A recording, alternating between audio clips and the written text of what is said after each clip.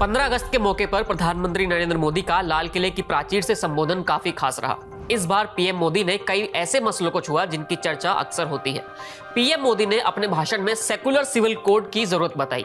PM Modi ने कहा कि वो कानून जो देश को धर्म के आधार पर बांटते हैं उन्हें दूर किया जाना चाहिए। पीएम मोदी ने कहा कि मौजूदा नागरिक संहिता एक कम्युलर नागरिक संहिता है, अब हमें एक धर्मनिरपेक्ष नागरिक संहिता की ओर बढ़ना चाहिए। यूनिफॉर्म सिविल कोड का मुद्दा अक्सर चर्चा में रहता है और विवादों में भी रहता है।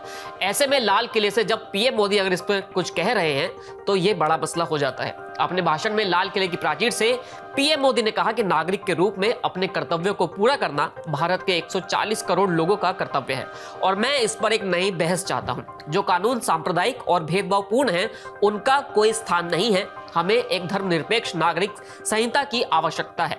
दरअसल यूनिफॉर्म सिविल कोड यानी यूसीसी का मतलब है देश में रहने वाले सभी नागरिकों के लिए एक ही कानून का होना। अगर किसी राज्य में सिविल कोड लागू होता है तो विवाह, तलाक, बच्चा गोद लेना और संपत्ति के बंटवारे जैसे तमाम विषयों में हर नागरिकों के लिए एक ही कानून होगा। संविधान के चौथे भाग में राज्य के नीति निदेशक तत्व का विस्तृत ब्यौरा है, जिसके अनुच्छेद 44 में कहा गया है कि सभी नागरिकों के लिए समान नागरिक संहिता लागू करना सरकार का दायित्व है। हालांकि जब भी इस कानून की बात होती है तब देश में एक नई बहस शुरू हो जाती है, इसलिए यह मसला हर बार आगे बढ़ जाता है।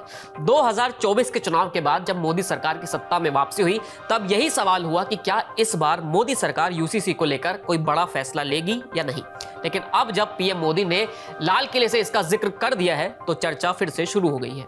फिलहाल इस वीडियो में इतना ही, फिर मिलेंगे नए वीडियो के साथ। शुक्रिया।